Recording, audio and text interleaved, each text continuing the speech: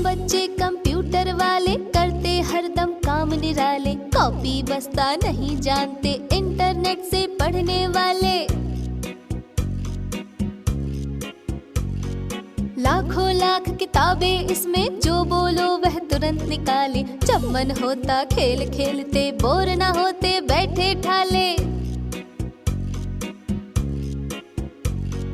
Chatting waiting भी करते हैं, यार बनाते गोरे काले। लेकिन रहना जरा संभल कर, हैकिंग में है बड़े घोटाले।